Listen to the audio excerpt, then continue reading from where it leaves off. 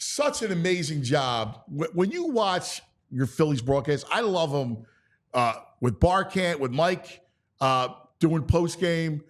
I love him in the booth, man, because no one gives you incredible insights about the sport than Ruben Amaro. Rube, good morning, buddy. What's happening, cuz? How you doing, babe?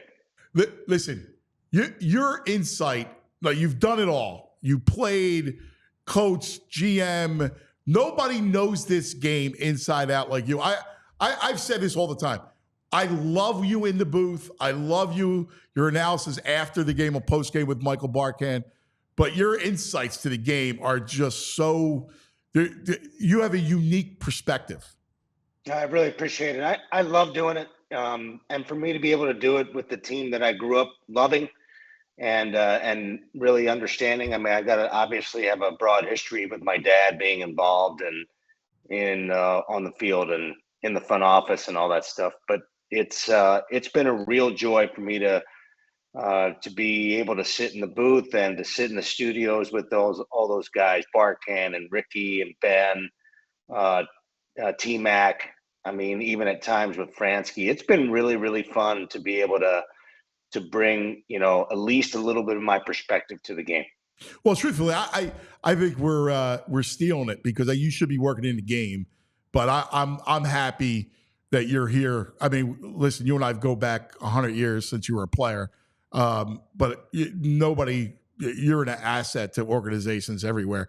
But let me ask you about Ranger for a second before we get into last night. And we're having this conversation about regression. Somebody brought up regression for Ranger, but I think his case is different as a 28-year-old. You saw no issues spring training health-wise, right? His paperwork, all that stuff's clean. I look at his stuff. Is it possible for a guy at 28 to kind of show his true colors and who he is? Because I think Ranger is legit. I don't think there's any question that he's legitimate, and it's not just about the stuff. It's really about the makeup and the person. He's been behind the 8 ball several times in spring training, and it's the first time he ever really had an opportunity to really prepare well for the season as a starter. We forget that the man was closing games when they went to the World Series. I mean, this guy's got ice water in his veins, but I think it's more about his ability to learn how to prepare for a full season and to be ready. And I think he's done that. I love everything about him. I love the fact that he's, he fields his position well. He's a good athlete. He likes to compete. He enjoys being in the spotlight. But his stuff has gotten better. His breaking ball is better. He's more consistent with it. I love his ability to throw his fastball when he needs to on the inner part of the plate, especially right-handers, to open up the outer part of the plate. He does a lot of things really well, and I always will put my money on good athletes and people who want to compete, and I think he's one of those guys. He's really putting himself in the discussion for Cy Young just because of his overall. Obviously the numbers are great. But he's not doing it with a 97-mile-an-hour fastball. He's not doing it with a split that drops off the table. He's doing it with stuff, and he's moving the ball around the plate and pitching. And I think that is that's a wonderful thing. And I hope that his durability will continue through the season. His motion, his delivery is so effortless.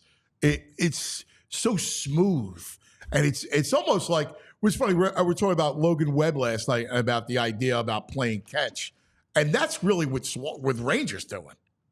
Yeah, so I totally agree with you. And when I describe him as if you remember Livan Hernandez. Yeah, Livan Hernandez is out there just walking in the park and just playing catch with the catcher and grabbing the baseball and getting the sign and believing in JT and just throwing the baseball and throwing to his spots. And when you have that, I think a lot about what it was like when I first got to the major leagues compared to 3 years after I got to the major leagues. When you get to the major leagues in the beginning, you're trying to establish yourself. You're trying to really get your footing, literally trying to get your footing. I remember not being able to feel like comfortable in the box. And then after a couple of years, every at bat was like the end all. And then after a couple of years, you start feeling like, okay, not like it's batting practice, but you have the same sort of relaxation, the tension-free attitude that you need to have. And I think that Granger has really started to perfect that. He's always sort of had it, but you see it growing more and more. And it's it's a confidence thing. It's a thing where, what comes first, confidence or success? But and he's had a little bit of both. So it's really cool to watch him because that's what he looks like he's doing. He looks very comfortable in his own skin. He looks like he's playing catch with JT and or Stubbsy when he catches him, and it's fun to just watch him do his thing and to trust his stuff. All right, let's talk about last night because I was curious about how it would go last night. You have the big night Saturday with the bats, right? And a lot of times there's a little bit of a cooling off. You're facing a pitcher in Logan Webb who wants to keep you off balance, right? Who's got the incredible changeup that historically will give this lineup some issues. Their patience last night was incredible, Rube. It was beautiful to see. And they ran his pitch count up 72 in the fourth inning. It was what an approach last night. Yeah, and I think it's just I think there's a bunch of guys in that lineup right now. And, when you start thinking about the lineup, Schwarber's done well, but hasn't gone nuts yet. Harper's done well, but hasn't gone nuts yet. You have some other guys going nuts like Bohm and Turner in parts of the season, but you start to see JT swing the bat well. You start to see Stott is starting to swing the bat a lot better. And I think Marsh is really sort of growing up right in front of us. But it is, there have been concerns in the past, right, about them swinging out of the zone and not having the patience. But I think that they're so confident in the passing the baton to the next guy now and the lineup can be so deep that, hey, I can wait to get a pitch that I can handle and I put it in play hard and hope that it works out. If it doesn't work out, I know the guy behind me can do the job. And that's that's a team, concept of confidence in the rest of your guys that you're seeing now. And it's something that wasn't happening early and everybody's in panic. Like, oh my God, this is exactly what was happening against Arizona when they lost in the playoffs. Yeah. And everybody's sort of in panic about it. But I think that was a product more of them not getting enough reps in spring training because of a couple of different factors. One, it was about, there was an illness that went through the clubhouse. They didn't get enough at bats. And I think we're in a different era where I think, guys don't get as many at bats. I think it is important. I think it's really important that guys get 50, 60, 70 at bats in spring training to get themselves prepared. And I think what's happened now is they've gotten their 50, 60, 70 at bats during the course of the season to get themselves going. And you see what kind of talent they really have. It's nuts, isn't it? In football, nobody plays in the preseason, right? Like training camp is nothing. And I remember spring training, it was not Club Med spring training. Like you guys worked. Like there was a lot of work that was done in spring training. Not as much. You're absolutely right. There is not. I mean, they work, but the time on the field, it's probably a little bit more efficient now. But that said, and there are opportunities to go play because of the complex, the way we're set up right now down there in Clearwater. They can have those guys take some at bats on the other field, and they can set up simulated games. For me, I don't think it's the same thing. Yeah. I think that's all eyewash. I think, they're tracking pitches and seeing pitches, but it's not the same as getting in there against a player in an A game. And I know it's preseason, but I think that there's something about your reaction time, your ability to recognize pitches. I think all those things are really important, and it's important to see them at the major league level, playing against major league teams, so that you prepare yourself for the major league season. And so I think there's a difference there. I know that there's a real issue now, trying to manage, guys' health. And, there's, the whole, you have, the medical people getting more involved in making sure that guys stay on the field longer. And there's a lot more information out there, and they can digitally, see what their outputs are and things like that. But, I think that the bottom line is like baseball is in like no other game, in my opinion, that if you don't play the game, you will not prepare yourself to play the game. And you can't simulate gameplay, taking ground balls or taking batting practice or what have you. You have to simulate the actual game to prepare yourself to play the game. And it's totally different, I think, in baseball than it is in a lot of other sports. Yeah, you're so right. Hey, real quick, and we'll get back to the big club in a second. But you and your brother David Amaro, so big and David's so big in youth sports, and you guys have an incredible foundation honoring your father and the initiative, which I want you to tell us about. Yep. But do some of the arm problems stem from youth? In that, I mean, they're throwing all year around. Like, you're training all year round, they're throwing all year round. And we talk about pitch counts. It's one thing pitching in a game, but these kids are throwing, all year. They're throwing in the winter. Is that part of the issue, you think? Yeah, I think there's a lot of issues. I mean, I appreciate you mentioning it, the Ruben Armaro Sr. Foundation that my brother and I, David, founded. Basically, it's all about trying to give kids opportunities to play. It's so expensive to play in club sports these days, and you want to have every kid, whether it doesn't matter what his financial situation is, to be able to play baseball. And it costs a lot sometimes, and hopefully with some of the money that we are able to grab, that we can funnel that money to kids who have an opportunity, who don't have the financial wherewithal to play, to get an opportunity to do it. I think for me, one of the real issues is, like, we grew up in an era where you had three basically times of sport. You had in the fall, you either played football or soccer. In the wintertime, you played basketball. I did some swimming. And then in the spring, you played lacrosse or you played baseball. And so those were like the three automatics that you would have, automatic breaks in your body where you would be able to basically rest your body. Nowadays, it's gotten so specialized, and I understand the whole process of getting on the field, and it is important to get on the field. My dad always said, to get on the field, you get better, and then that's true.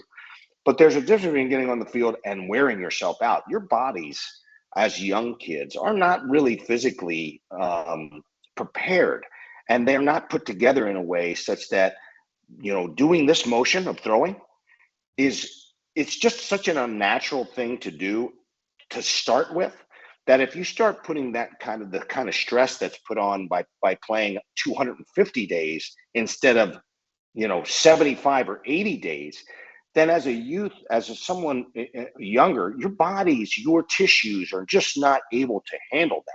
They need natural breaks. You need your natural athleticism. You want to be able to do other sports to be able to maximize your ability to play your other sports. And so I think that there is, one example I always go to is Aaron Nola. Aaron Nola did not throw in summertime. He never pitched. Parents just said, you know what, you can pitch all you want for your school, for whatever.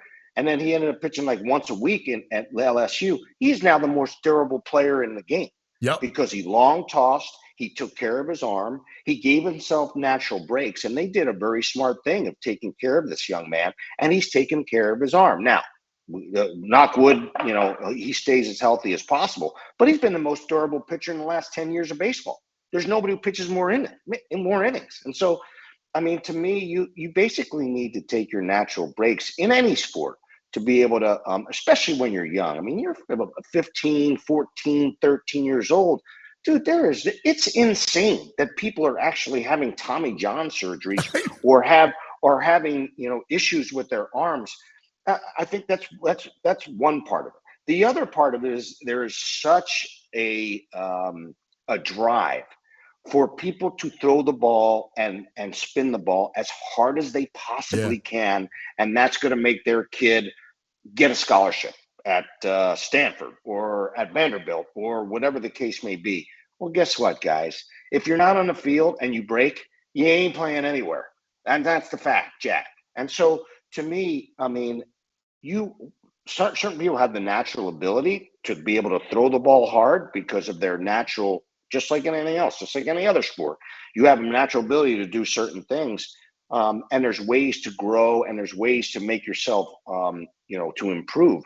That said, I just believe that you're going to see more of a trend of guys no longer trying to throw it and spin it as hard as you can. That's why guys from the Tampa Bay Rays are going down. They're all getting hurt because they keep spinning it and spinning it and spinning it as hard as they can. And they're having some success at the major league level and they're breaking. And then they're not pitching. And so how is that good? And for Tampa, they're fortunate they had been fortunate over the years. Now it's sort of catching up to them. But they've always had somebody to like take the place of the next guy to take that guy's place when somebody breaks. Well, there's only so much pitching that is available. And so I think what you're seeing is now people understanding and the players understanding. Yeah. Like there's guys dropping like flies. You got to stay on the field to perform and to be paid. And if you're not pitching and you're just throwing and spinning as hard as you possibly can, your arms are going to break. It's going to happen. I've read something that 33% of the pitchers in baseball are getting Tommy John. Yeah, how insane is that? Yeah, that's an insane number. Think about the yep.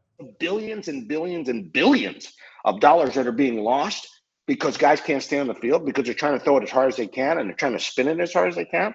That's a bad precedent to set. I mean, if I'm a business owner, if I'm running a business and I have things that are on the shelf that aren't usable and I'm spending billions of dollars on that, I think that I'd like to make a change. And I think people are going to have to start understanding that pitching really does matter. And the unnatural action of throwing a baseball over your axis is a very, very difficult thing to do. People are going to break if you don't take care of your arm. Yeah. And listen, there's an art to pitching to contact. And there's also the great pitchers. Like you look at Wheeler, if he's got a guy on third and less than 2 outs, he'll go for a strikeout, right? Like he'll look to strike you out. But then he'll look to keep his pitch count, right? He'll look to pitch the contact and throw that heavy ball. Like Halladay was great at it, right? Because here was a guy that understood that you're not going to be able to barrel me up. And there's a reason why pitching the contact is effective and it keeps my pitch count down. Oh, it's huge. And what the beauty of what I love about our pitchers, our starting pitchers right now, you don't have one guy, even Wheeler's not throwing 97, 98 anymore. No. He's pitching.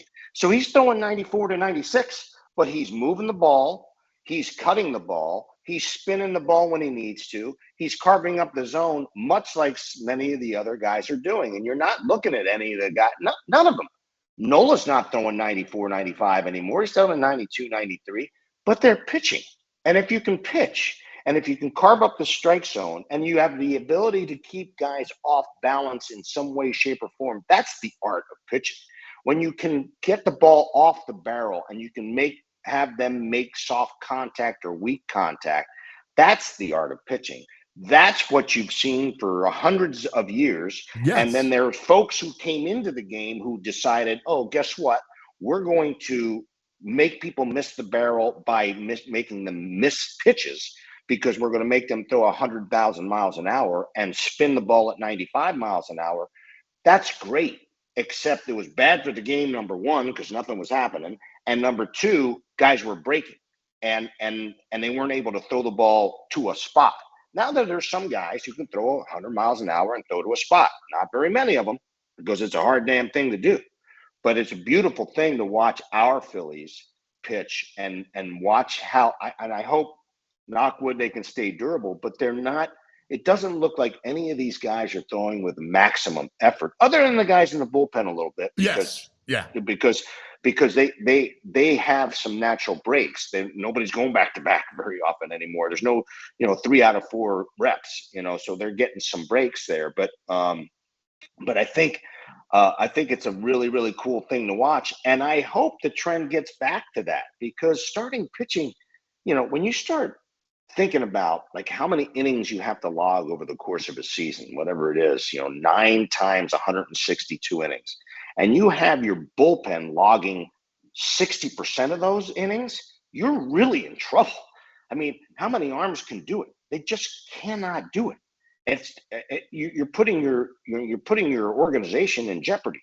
You're having to use thousands of pitchers that you don't typically want to use. And so having a guy go long and having guys go 6-7 innings instead of 4 or 5 innings out of your rotation, that it doesn't take a genius. It's never been different. Somehow somebody was changing it, and somebody walked in and decided, oh, this should be different. We should be utilizing, nothing but bullpen guys. Well, guess what? It's going to catch up to you, and it has with a lot of organizations. That's brilliant. You're so spot on. They get all. It's the sexiness of swing and miss rate, right? Like they're looking at all Correct. this nonsense, and it's just not effective. Which is why this Phillies team, my God, they are so good. Rube, look at their home field dominance too. They have turned Citizens Bank Park. We see it in the playoffs every year, and you see it during the regular season. They've won 9 in a row now at home. It becomes a place to play that's scary for opponents. That's such a huge deal. I remember when we first walked into the ballpark in 2004, and people were like, well, it's too short, and, pitchers will never pitch here, and you'll never win a World Series here because, well, guess what, man? I mean, I know they moved the fences back a little bit and made some adjustments, which was probably necessary.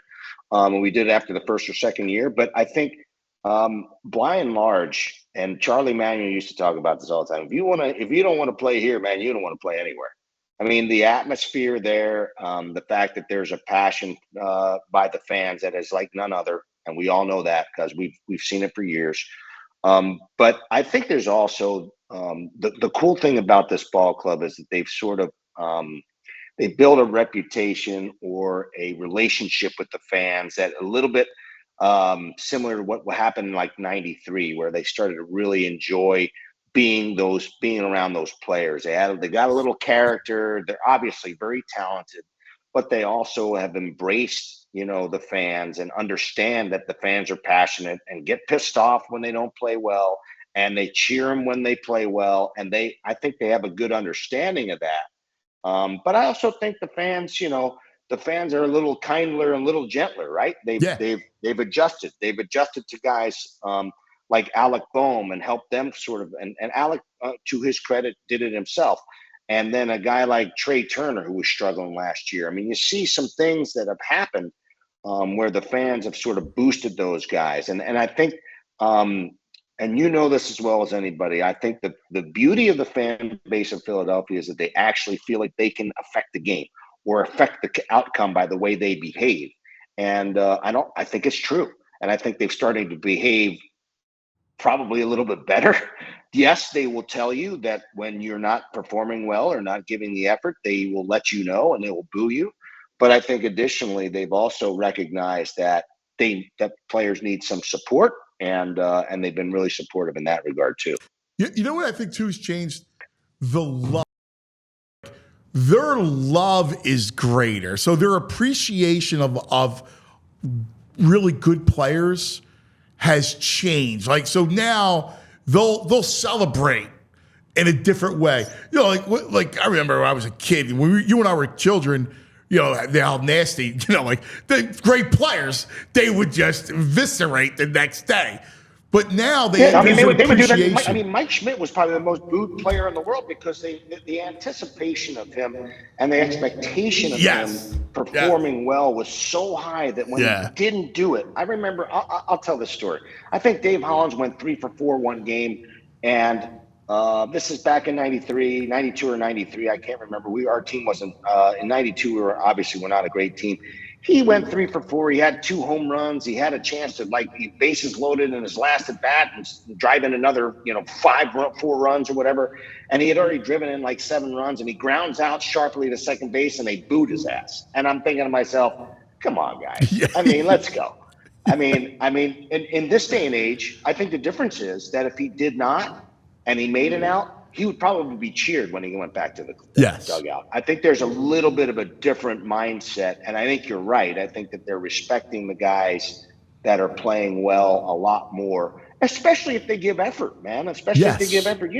To me, it's always been about the effort. I was never a good player, but people still try to support me because because I tried. You know, I wanted to Oh, you do well. It busted wasn't it. because Yeah. you know I tried, and so if that's why Chase Utley. It doesn't matter whether you never knew whether he was on a hitting streak or whether he hadn't gotten a hit in 3 weeks, because he busted it all the time and he gave it to him all the time. He was blue collar, and I think that the reason why he became the most popular player during an era when they had a lot of chances to have a lot of popular players is because of the way he handled himself and the way he busted it. Brother, you're the greatest, man. I love talking ball with you. Look forward to You do it the all whole day summer. long, baby. You're the best at it. Love you, brother. Thank you. Absolutely, man. You be well. Great to see you, man. There he is, the great Ruben Armaro. We all silly like the mayor.